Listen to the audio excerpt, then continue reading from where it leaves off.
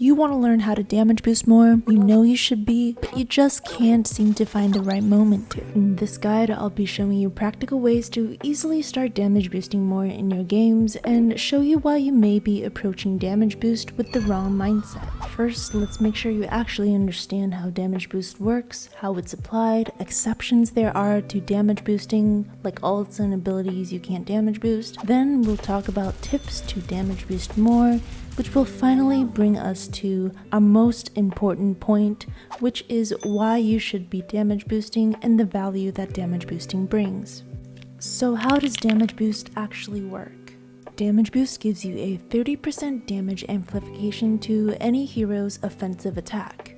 Mercy gains ult charge equal to the amount of damage that she's amplified. Damage boost is applied when the person you're beaming fires their shot or ability. It doesn't matter if you stop beaming them or switch to heals after they've fired the shot. This is why a lot of Mercy players will flick their beam between damage and healing so they can still heal their teammate but buff their damage when they're shooting. There are a few exceptions to this. There are things that you have to damage amp the entire duration of, and there are things that you simply can't damage boost. You have to damage boost the entire duration of Sojourn's slow and Junkerqueen's bleed over time effect. Here I am damage boosting Sojourn's slow as she fires it, but the second I stop damage boosting it, the slow will return to dealing its normal damage dealt. So if I stop damage boosting in the middle of her slow, that means the slow deals less damage. However, I can also start damage boosting the slow whenever I want. The same concept applies to Junkerqueen's bleed. On the left here, Mercy is damage boosting the entire time. In the middle, she starts with healing and then goes into damage boost. On the very right, she starts with damage boost and then goes into healing. Doomfist ends up with the same amount of health whether or not she started with damage boost or switched into damage boost later. So basically, for these two abilities, as long as they're active, you can damage boost them. But remember, you have to damage boost them for the entire duration. Once you stop damage boosting, the damage boost won't apply to these abilities.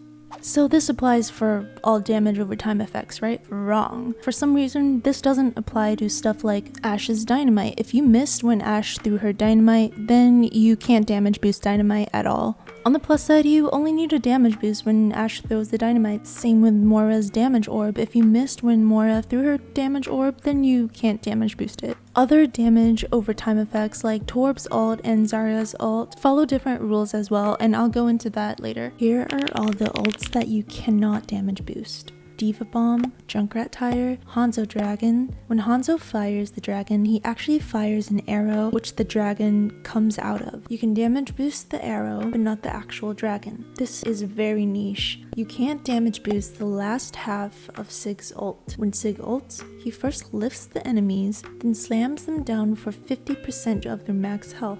You can only damage boost the lift, not the slam. You can't damage boost Sombra's EMP, Hammond Mines. For Torb, you can amplify the impact damage of the lava, but the damage over time of the lava effect will not be amplified. For Grav, you can amplify the impact damage of Grav and all of Zarya's shots into Grav, but the actual damage over time of the Grav will not be amplified. These are all the abilities that you cannot damage boost. Sim's turrets, Torbjorn's turrets, Venom Mine, and Junkrat Trap. These can't be damage boosted because you can't really damage boost a deployed object from another hero. The exception to this is Ashe's Bob. You can't damage boost Bob because the game considers Bob to be another player on your team. You can even damage boost the initial landing of Bob, but note that damage boosting Ashe does not damage boost Bob. Damage amplifiers don't apply to percentage-based attacks, which is why Sigma and Sombra's EMP won't be modified by any damage amplifiers, because their attacks are based on a percentage of the enemy's health. This is also why in Kiriko's ult, your healing speed is actually increased, but your damage amplification is not, because damage boost is a percentage-based ability. Apart from this list, you can damage boost literally anything in the game, as long as you do it when the hero is firing it. Now that you know how damage boost actually works, here are some practical tips to help you damage boost more. Number 1 is really easy. Stop trying to fully heal everyone before you start damage boosting them. You will literally never be able to damage boost properly if you try to heal everyone to full health first. If you have a hard time with this, try the following. Start thinking about flicking your beam at the right time. Obviously, you shouldn't be doing this if the ally will die, but it's something that can help you maximize your beam efficiency. Try not healing people until you see their critical health. All of this just comes down to trusting your second support a little bit more. A lot of people have a hard time with this, but here's the truth. Everyone, even tanks and DPS, have to put trust in their teammates in a competitive team game. If you don't trust anyone on your team, you will lose. So just accept the fact that you have to trust your teammates at some point in order to win. Try setting some tangible goals for yourself in terms of damage boosting. For example, I try to aim for the most assists in the lobby every game. Usually I'm able to do this. My career high assists was 71 this season. A fun little game I like to play with myself sometimes is trying to appear in the kill feed as much as possible. It's easy to appear in the kill feed a lot. In fact, if you aren't appearing in the kill feed a lot, you're probably just not damage boosting ever. If you damage boost someone and they do even 1 point of damage to the enemy, even if they don't get the final blow, you will then appear on the kill feed. Appearing on the kill feed a lot is a good sign that you're damage boosting at the right time. Looking at your stats is one of the most obvious ways to see if you're doing enough damage boosting. I've said this before, but stats aren't everything. Try to aim for 60% offensive beam usage and 40% healing beam usage. In my opinion, if you have over 1,800 damage boosts per 10, then you're on a pretty good track. A lot of people are able to have more, especially if they don't one-trick Mercy. If you're a player who doesn't one-trick Mercy and picks her purely to enable your DPS, you really should be aiming for 2,000 plus damage boost per 10. Personally, I find that the Mercy community puts too much emphasis on the damage boost per 10 category. So much of this damage boost per 10 category depends on the current meta, the actual team composition in the games you've played, how long you've played Mercy this season. So just take damage boost stats with a grain of salt. As long as you're not averaging a crazy low number, like anything below 1,000 is definitely on the extreme end. Just use stats as a general rule of thumb. One of the most common questions is, when should I damage boost? To me, this isn't that much of a relevant question, and that's because I damage boost all the time. I don't mean that I'm letting everyone die because I'll never press left click. What I mean is I have right click held down almost all the time. I just add in a left click or heal whenever I need to. When I let go of left click, I'll just go back to damage boosting without me actively thinking about it. So instead of when should I damage boost, I'm thinking when should I heal? Here are the times where I would prioritize healing over damage boosting. My second support has picked a low healing output hero if my second support is dead, if my second support can't see the team, if a projectile denier in the game is preventing my second support from healing them, Bubbles, Diva Matrix, or Sigma Eat for example, I'll prioritize healing. If my teammate is being pressured and they will die if I won't heal them, obviously I will heal them. Or if it's overtime and I need to farm my ult fast. Remember, you gain more ult charge from healing as opposed to damage boosting.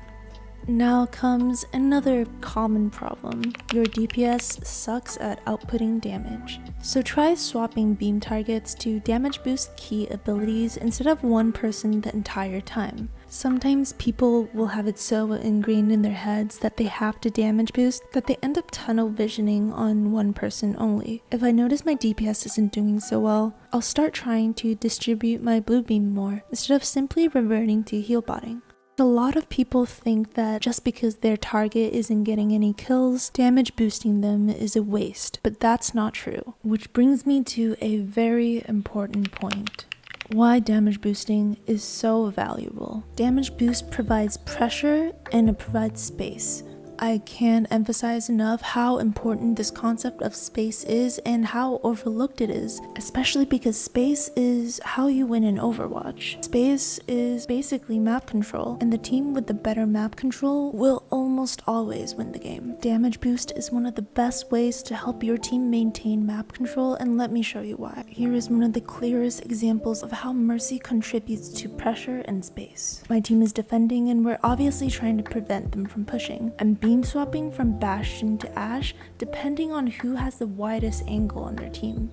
I fully commit to my Ashe and look how annoying it is for their DPS to deal with a pocket. She gets the kill on my Ashe, but I'm able to res Ashe and damage boost Ashe. It just feels like an unfair matchup for Widow, and that's the whole point. Look at the effect this has on space. Damage boost helped us hold more map control, something I couldn't have done if I just played safe and stayed in the back and healed. We're able to push back and hold this corner successfully.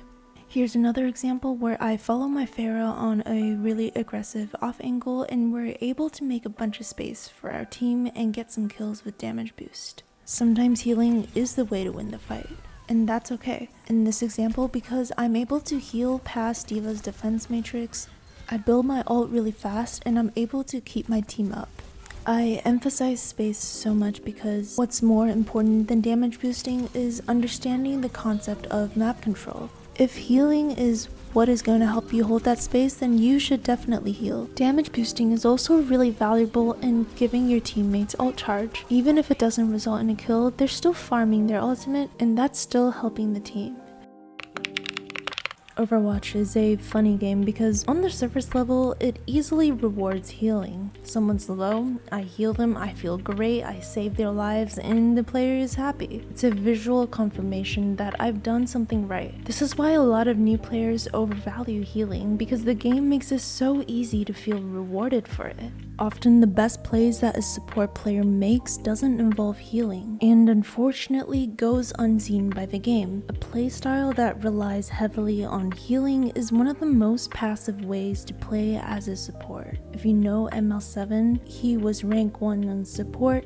He always emphasizes that the role is called support and not healer, and that's completely true. Concepts like pressure, taking space, holding space, building ult charge faster, all of that stuff is not visually rewarded in the game, so unless you're a veteran player, you won't know that you've done something good. Basically, think about exactly what you mean when you say to yourself, wow, my DPS sucks, I can't damage boost them. There are definitely cases where someone's performance can be so inconsistent that it's worth it to just ignore them. But remember, damage boost's value can often be shown in a lot of ways, not just in eliminations. To summarize everything, most damage boost is applied when the person fires their shot or ability. Knowing this, you can practice and develop better beam efficiency and timing. If you're struggling with damage boost, think of damage boost as your primary task and healing as your secondary task. Make some tangible goals for yourself and don't feel discouraged when you aren't getting constant visual feedback from the game from damage boosting the same way you would from healing.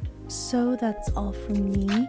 If you like this video, stick around. I plan to do more guides in season 2, like a damage boost tip for each hero video. If you have any other requests, let me know in the comments, and thank you for watching.